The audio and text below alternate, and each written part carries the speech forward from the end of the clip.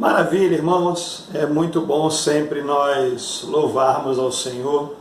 E hoje eu quero trazer uma reflexão para nós muito importante. E eu gostaria que você abrisse muito o seu coração para essa palavra. Eu quero falar sobre o nosso voto, eu quero falar sobre política, eu quero falar sobre crente, eu quero falar sobre o dia 15 de novembro que está chegando aí. Você que não está pensando em votar, para você também que está pensando em votar, o que a palavra do Senhor tem para nós, para nos ajudar nesse momento tão importante. Nós temos a liberdade aqui no nosso país de poder colocar representantes, pessoas que possam nos representar com aquilo que nós concordamos, com as nossas ideias, pessoas que possam nos representar lá no poder. E eu quero trazer essa reflexão para a gente hoje, baseado na palavra do Senhor. Existe aquela questão bem antiga de que crente não, religião e política não se discute, que crente não se envolve com política. E aí eu gostaria de esclarecer isso porque, a meu ver, isso tem sido muito mal interpretado ao longo desse tempo. E nós hoje, nós pagamos um preço muito alto por causa da nossa negligência no passado. E é óbvio que a palavra do Senhor vai nos ensinar a respeito de exercermos a nossa cidadania. E no final aqui eu quero te levar à conclusão de que é necessário que você vote. Então eu quero destacar aqui para nós algumas coisas muito importantes da palavra do Senhor, que eu espero que oriente você, e que isso seja algo que promova o bem no seu coração, seja para você, seja para o próximo, o nosso próximo. Eu gosto sempre de começar uma conversa assim, tentando esclarecer o que é política. Nós temos uma ideia completamente equivocada do que é política por causa da nossa história. A corrupção está na história política do Brasil desde a monarquia, o poder corrompido. A corrupção ela corre pelas veias do Brasil.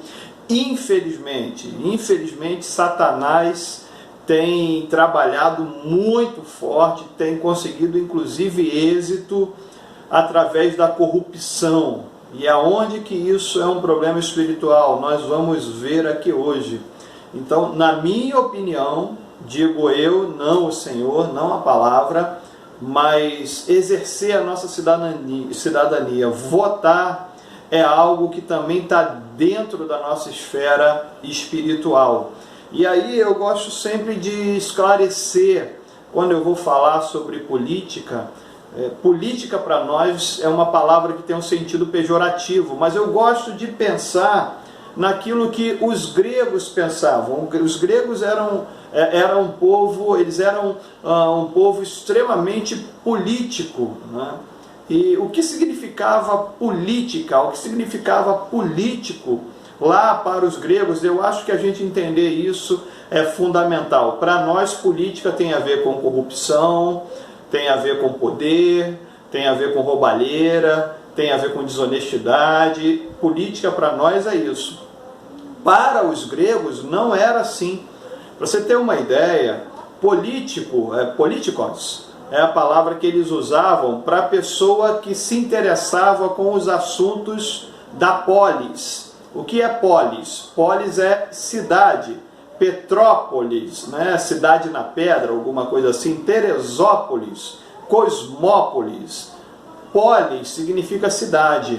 Então, político quem era? Era aquele indivíduo que era preocupado, que se envolvia nos problemas da cidade. Então não era só quem estava lá no poder. Os cidadãos que eram envolvidos ali com os problemas da cidade eram chamados de políticos. E para você ter uma ideia, aqueles que não estavam interessados com os problemas da cidade, a palavra que os gregos chamam para esse tipo de gente é idiotes. Idiotes. É claro que idiota para nós tem um sentido também tão pejorativo quanto político. Mas para eles, idiota não era alguém débil. Não era idiota. Para ele era aquela pessoa que se preocupava só com os seus interesses, não com os interesses da comunidade, da sociedade. Então, essa é um entendimento muito interessante que eu acho que vale a nossa reflexão. Político é aquele que se envolve com os problemas da cidade. Idiotez é aquele que não se envolve com os problemas da cidade. Gosto de esclarecer esse ponto porque é nessa linha que nós vamos abrir o nosso entendimento a respeito de política, genuinamente política, né? Não do jeito que nós conhecemos, infelizmente. E hoje, como eu disse, nós pagamos um preço muito alto pela nossa negligência como crentes em Jesus no passado. Claro que muitos evangélicos foram para o poder, mas evangélicos, né? Gente que se corrompeu, gente que não era crente, era evangélico, mas não é crente, são coisas um tanto quanto diferentes, não temos tempo para falar sobre isso aqui agora, mas nem todo evangélico é crente. Agora, todo crente é evangélico, vive a sua vida baseada no Evangelho. Mas nós rotulamos evangélico qualquer pessoa aí que fala, que usa o termo nome de Jesus. E aí é importante nós reconhecermos essa questão política no sentido mais puro da cidade. E eu quero, principalmente a você que não quer se envolver com política, eu gostaria de que você fosse tocado a se envolver. Jesus diz aqui em Mateus capítulo 5, no verso 13, ele vai dizer para os seus discípulos: vós sois o sal da terra, vós sois a luz do mundo, vós sois o sal da terra. E o sal tem que o quê? O sal tem que salgar, ele tem que dar gosto, ele tem que fazer diferença. E nós também precisamos fazer diferença nisso. Nós tiramos a nossa responsabilidade de cidadania e deixamos, abandonamos o poder, no sentido mais puro da palavra, o governo. Nós abandonamos o governo na mão dos pilantras, dos corruptos, e a gente sempre correu disso, e eles foram lá, né, devorando o nosso Brasil. E por que eu estou falando sobre isso? Porque a questão política, a questão do voto, a questão da eleição no próximo domingo, ela vai afetar a minha vida, ela vai afetar a vida do meu próximo, e ela vai afetar também a vida da igreja. A igreja também está envolvida, ela ainda está, a igreja militante, a igreja que caminha aqui ainda, ela está envolvida nesse ambiente da cidade. E essa igreja precisa ser sal, essa igreja precisa promover a tão sonhada justiça que Deus espera de nós. O próximo, que o nosso voto vai ter influência, ou não votar também vai ter influência, é principalmente naqueles mais necessitados. Você sabe a situação das escolas, gente roubando dinheiro de merenda, gente roubando dinheiro de cemitério, gente roubando dinheiro da saúde. Por quê? Porque esse pessoal está no poder, porque nós deixamos esse pessoal lá. Política não tem nada a ver com partidarismo, política não tem nada a ver com Bolsonaro, com Lula, com Ciro Gomes, com Benedita. Não, política tem a ver com os assuntos da cidade. Jesus, ele jamais se envolveria com partidarismo. Jesus jamais subiria num palanque para dizer que Bolsonaro é o melhor. Jesus jamais subiria num palanque para defender o Lula, seja ele quem for, seja qual for o candidato. Não, Jesus não se envolveria com partidarismo. Então há uma diferença entre política, nós conversamos, eu estou falando aqui de política, de problema ou de situações da cidade, não estou falando aqui de partidarismo. Tenho o meu candidato a prefeito, tenho o meu candidato a vereador, mas isso é meu, o voto é secreto. Você não vai ouvir eu aqui falar para você votar em fulano, para você votar em... Não, você é chamado para ter responsabilidade sobre o teu ato de cidadania. E é isso que Jesus vai falar aqui, que nós estamos aqui para ser sal. Nós não estamos aqui para assistir o mal dominar. Nós não estamos aqui para sermos passivos enquanto a injustiça impera, enquanto a roubalheira, a corrupção impera. Nós não podemos ficar de olhos fechados, ou pelo menos achar. A nossa indiferença, a meu ver, também é um pecado. A palavra do Senhor vai nos ensinar de que aquele que sabe fazer o bem e não o faz, comete pecado. Em momento algum aqui eu estou dizendo para você votar só porque uma pessoa tem um nome de crente, só porque uma pessoa tem um prefixo ali, um PRzinho de pastor. Não, conheça, que seja uma pessoa acessível a você, o prefeito e o vereador. Nós temos a possibilidade de ter acesso a eles. Os deputados, governadores e presidentes aí ficam um pouco mais distante de nós. Mas principalmente um vereador, você deve saber aonde o teu vereador mora, para quando ele ganhar a eleição e ele estiver lá te representando, você sabe onde você vai encontrá-lo. Deve ser assim, é assim que você escolhe o seu prefeito, é assim que você escolhe o seu vereador, seu governador, seu presidente, olhando as propostas dele. Hoje é muito claro, né, a questão dos ideais, né, de cada partido político ali. É onde que eu digo que isso afeta a igreja, e nós precisamos ter cuidado com isso, né? É claro que existem candidatos que defendem o aborto, que defendem a legalização da maconha, que defendem a ideologia de gênero, que é um negócio podre, né? Pedofilia, está tudo embutido nisso aí, e às vezes você vota num camarada desse. Daqui a 2 anos a igreja vai ser chamada a orar, convocada a orar, porque está correndo uma lei lá no Congresso Nacional. Pô, foi eu que coloquei aquele deputado que está fazendo aquela proposta lá. Foi eu que coloquei o vereador e o prefeito que vão legislar, construir as leis aqui da nossa cidade. Nós tivemos agora, o presidente do Supremo, Luiz Fux, tirou da pauta, mas seria votado no Supremo Tribunal Federal a questão da ideologia de gênero na escola. É uma coisa que você precisa saber. A proposta é separar sexo de gênero, né? Não é porque o menino nasce lá com o negocinho e a menina com o negocinho, é isso que vai dizer se eles são homem ou mulher. Não é isso, não mais é macho e fêmea. Sexo é uma coisa, o gênero ele vai escolher. Então a criança vai ser ensinada de que ela vai escolher se é homem ou se é mulher. Então, se temos lá um garotinho que nasce lá com o seu órgãozinho genital, ele vai aprender desde a infância, na inocência, que covardia.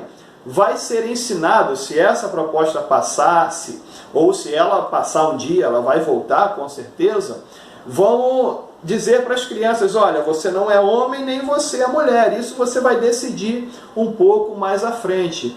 Isso é contra a palavra do Senhor. Então, muito cuidado com o que teu candidato pensa sobre o homossexualismo, sobre ideologia de gênero, legalização da maconha, sobre aborto e coisas desse tipo extremamente contrárias à palavra do Senhor. É importante que agora, num país em que nós temos liberdade para escolher os nossos representantes, que a gente possa colocar gente lá que tenha o mesmo entendimento que nós temos, inclusive baseado na palavra, que é o quê? Defender os órfãos, as viúvas, os pobres e promover uma sociedade mais justa, onde os idosos tenham acesso à saúde, onde as crianças tenham acesso à saúde e à escola, onde os pais possam ter acesso ao emprego. Isso tudo vai fazer diferença agora no nosso voto. Então, se você se omite a isso, se você se esconde, você está dando voto ao mal. Você está votando para aqueles que estarão sugando o nosso Brasil, né? Vivendo ali nessa corrupção que vive há tanto tempo. Então não seja negligente em relação a isso, ore, peça direção ao Senhor. E aí eu abro um parênteses aqui até para falar, né? Vai ganhar o prefeito que Deus quiser. Eu acredito que não creio assim, porque nós temos a liberdade diante de Deus. Uma coisa linda que Deus nos deu é a liberdade. Então vai ganhar o prefeito que a população escolher. Então o presidente corrupto que está lá foi o povo que escolheu. Deus tem o controle da história, mas Deus não vai colocar presidente lá. Quem vai colocar presidente lá é o povo. O presidente justo, se tiver lá, foi Deus que colocou, ele vai abençoar aquela vida porque é uma pessoa justa, mas foi o povo que o colocou lá. Nós somos chamados para defender a causa das viúvas e dos necessitados, daqueles que sofrem no sol escaldante da vida. Jesus disse que nós devemos fazer sombra para essas pessoas que estão sofrendo. Um pedacinho disso é a expressão da nossa cidadania. É claro, é óbvio que esse é um pedacinho. Como é que nós devemos viver a nossa vida? É no Evangelho.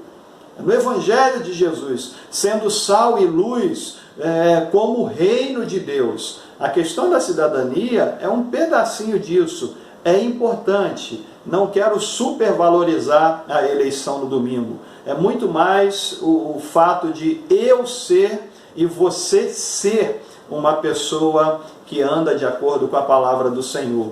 Mas há uma responsabilidade para nós agora nesse domingo, né? Nós precisamos viver o Evangelho, e a cidade, a sociedade, ela faz parte disso, sobre nós vivermos o Evangelho. Juízes capítulo 9 também, e aí fica muito claro para a gente em relação ao fato de você votar ou não.